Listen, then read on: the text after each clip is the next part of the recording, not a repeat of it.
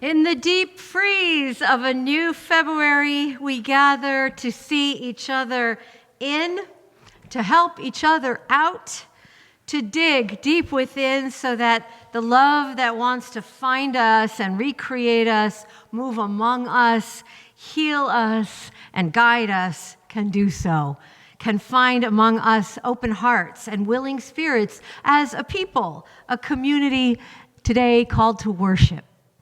Friends, it's so good to see you again. So good and right to be together. We are a small and mighty group of staunch New Englanders who have come out this morning, and we're going to join our voices in this anthem by Bill Withers.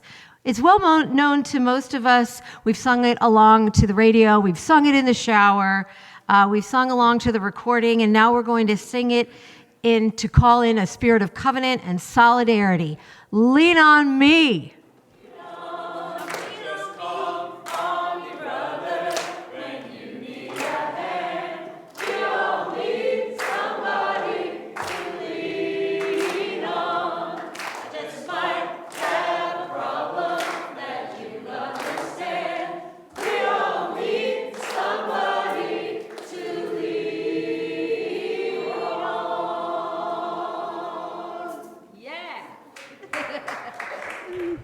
Today is St. Bridget's Day, one of the three patron saints of Ireland. Bridget was a pagan goddess, and she was also a Christian woman of legend. And so those figures are interwoven in the mysteries of time. St. Bridget is a patroness of the eternal flame, of the holy presence that is revered by all spiritual people in all traditions. So we light our chalice this morning to honor that flame and to keep it alive within us and among us.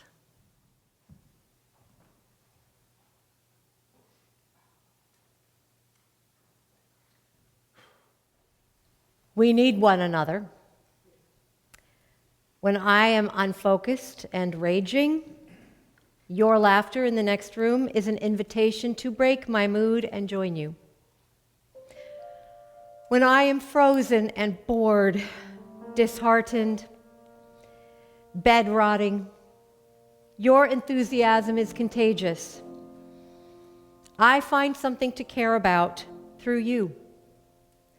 Lean on me when you're not strong. I'll be your friend. I'll help you carry on.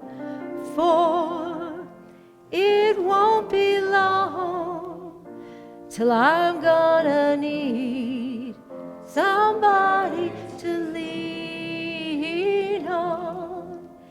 Dear God of all names and none, we cannot claim to understand or know you, but we experience you through reverence, through knowing what we love and treasure and hold dear.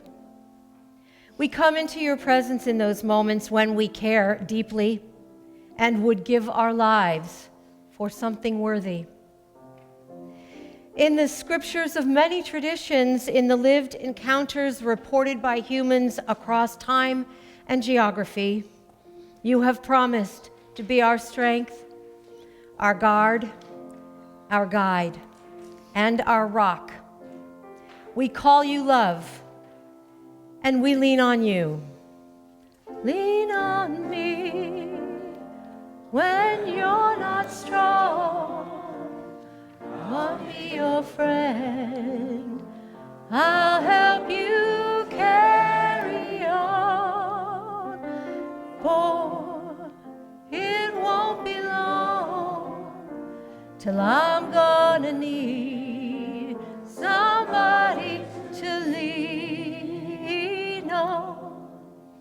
In those times when we cannot believe, in those hours when we cannot find hope, one of us will be an anchor, will be a fire, will be a harbor, will be arms around us. We take turns. Today I lean and you support. Tomorrow I give and you receive. For it won't be long till I'm gonna need somebody to lean on. One more time. For it won't be long till I'm gonna need somebody to lean on. Amen and amen. It's Black History Month, and this month I want to make sure to bring you the voices of not just Black voices and leaders from past history, but from now, who are making history. And one is Otis Moss III, the Reverend Otis Moss III. He is Black religious royalty, you might say. He is the son of Otis Moss Jr., who was an important civil rights leader and a very, very important preacher of his era. Otis Moss is the pastor of Trinity United Church of Christ in Chicago, which some of you may remember as the congregation where President Barack Obama worshiped and probably still does. This is from Reverend Moss's Dancing in the Darkness, Spiritual Lessons for Thriving in Turbulent Times. He writes, people often ask where we will find the next Martin Luther King Jr. I tell them we do not need one. We need hundreds of kings. We need thousands. We need kings and queens, Frederick Douglass's, Robert Smalls's, and Julia Cooper's, Ida B. Wells's, W.E.B. Du Bois's, Malcolm X's, Fred Hampton's, Ella Baker's, Fannie Lou Hamer's, Toni Morrison's, bell hookses, princes and princesses, warriors and priestesses, local superheroes, and freedom fighters by the millions, all working to build what Dr. King called a complete life, all refusing rage and choosing instead the colors of hope, all fighting like hell for justice and for love. And he continues, it was in this spirit that I ended my letter to my son. He had been writing a letter to his son. He has 2 children. And to all of us, he says, never let your anger become unchecked rage, scratching at the lining of your heart. I tell you often, you are loved and designed with purpose and immeasurable potential. You carry a lineage of women who refused to bow and men who dared to live. Never forget who you are and the legacy you hold. The world we live in will attempt to steal your essence and drain away every ounce of your beautiful life from your soul. Never allow the external noise to disrupt your inner life. The practice of silence, meditation, prayer, reflection, community gathering, and healthy grieving will serve to strengthen you on this journey. Here ends the reading.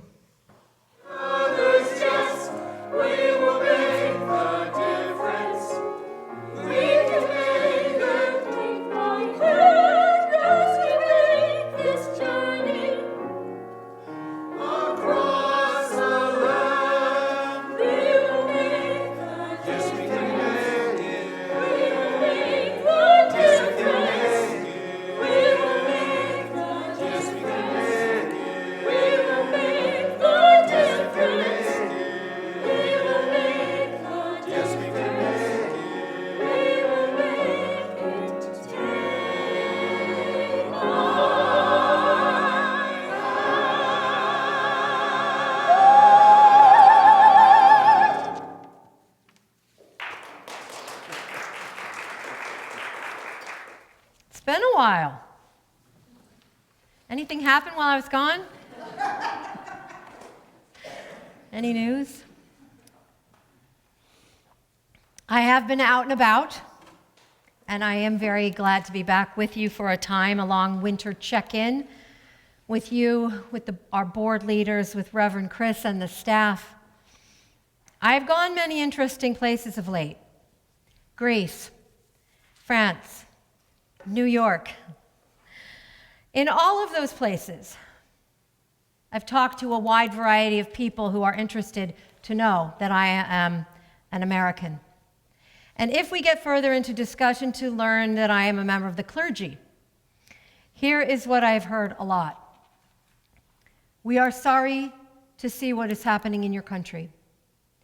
We believe in America and hope that you will protect your democracy. There was a lot of that sentiment in Europe. For some reason, all over Greece, the people were fascinated by what they called the fake shooting of Donald Trump. I'm just reporting to you what came up very frequently. What a showman, what a con artist, they said with begrudging admiration. I said, well, that's not really the way we are thinking about it, but okay, sure. But here's what surprised and heartened me. The number of people who everywhere from Athens, Greece, to a little town in the south of France, to a coffee shop in New York City said, that's so cool what you're doing. Good for you. I wish I had a community. It's so important. I envy you. I can't find a place like that, and I never heard about a religion like yours. Would they welcome me if, and I'd say, yeah. Yes, if you're an atheist. Yes, if you're a person of conscience. Yes, if you're queer. Yes, almost certainly yes.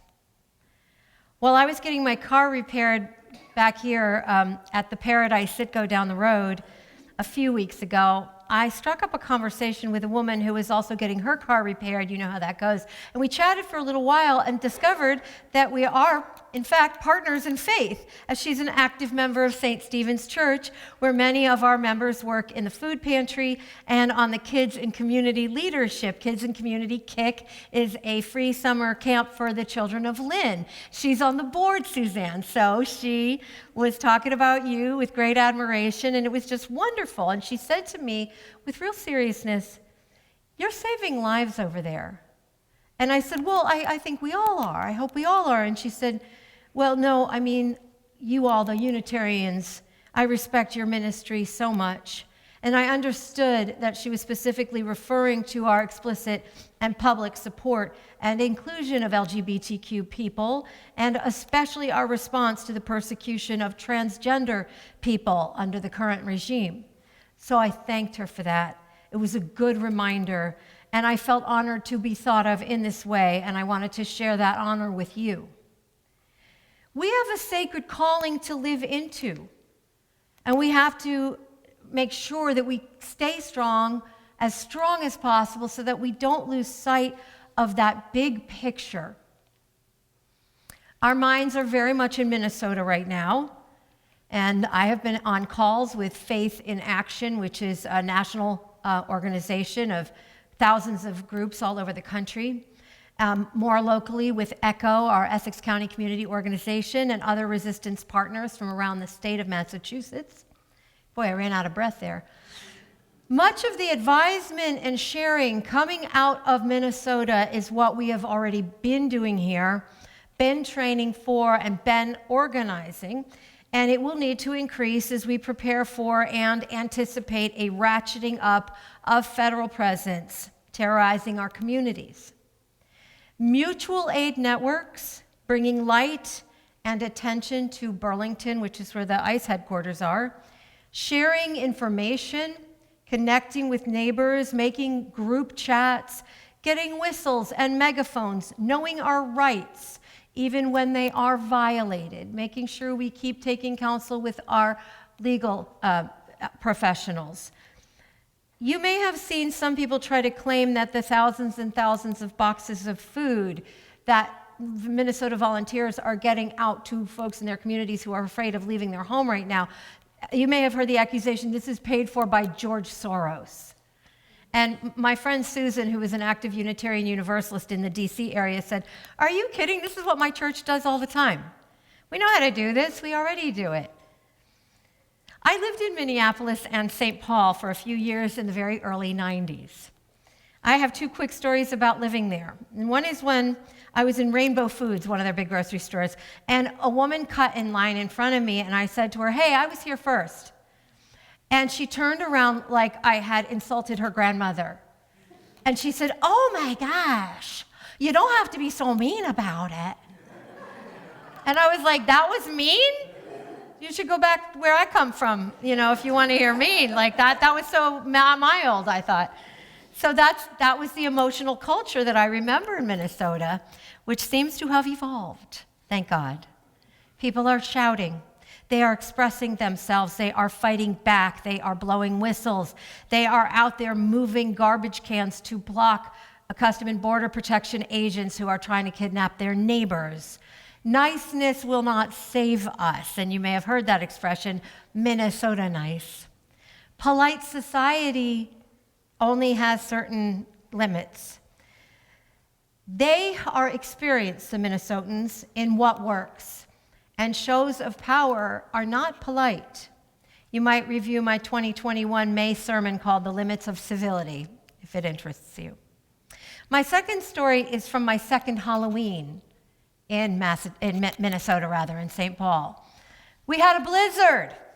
It's Halloween night. Snow fell thick and fast, and within hours we had 31 inches of snow.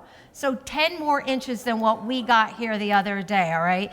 I was peeved. I had my candy ready to go. I griped to my boyfriend, my then boyfriend, "What is this? Who has a blizzard on Halloween? Kids should be out trick-or-treating, not sledding." And David, a Minnesota boy, just got bundled up and went out onto the street to dig out our cars.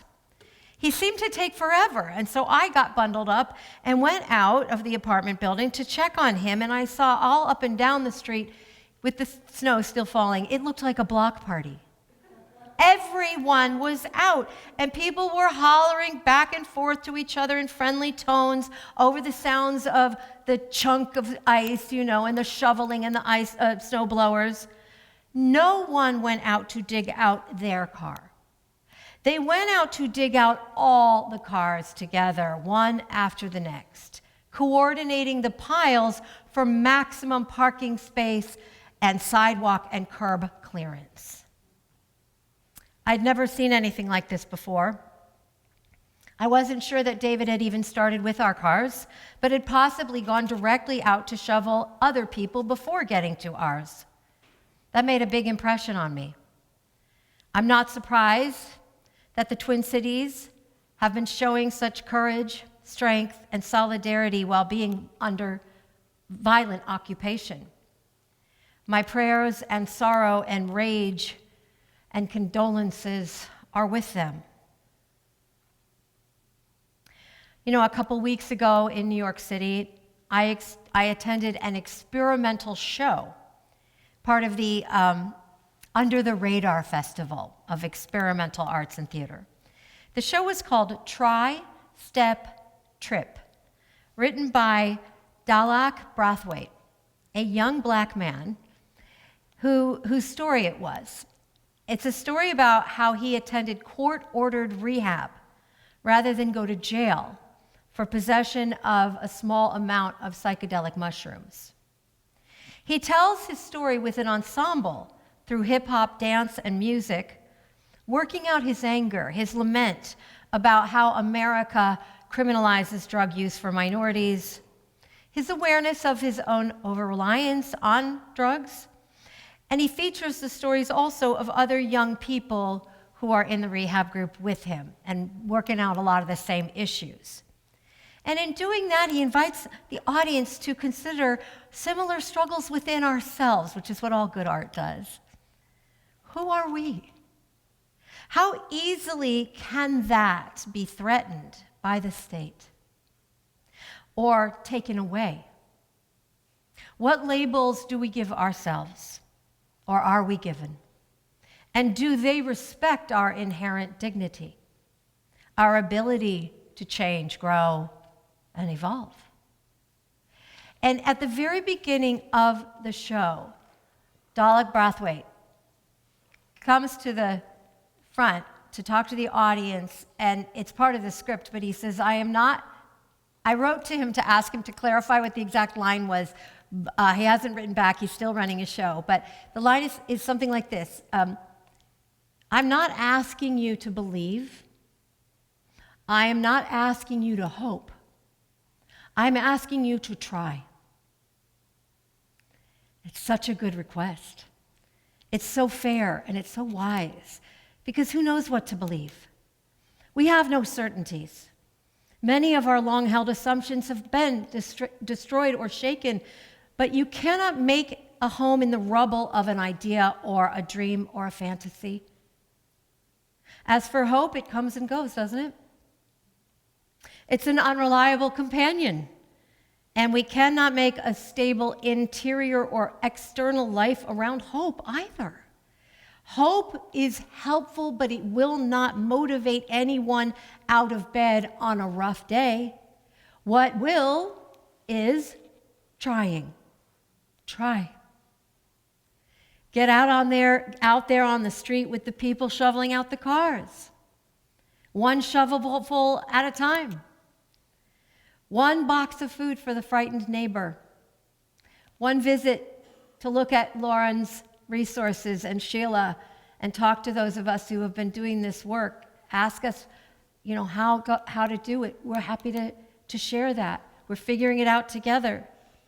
One call to the person you haven't seen in a while who surely needs community. One Sunday sign up to usher, to bring muffins to coffee hour, to support the beloved community of spiritual strengthening and encouragement. I'm no good at shoveling out cars with snow whipping into my face. I'm not. I plead that. I admit it. But you know what I'm good at? I can make a really good hot chocolate.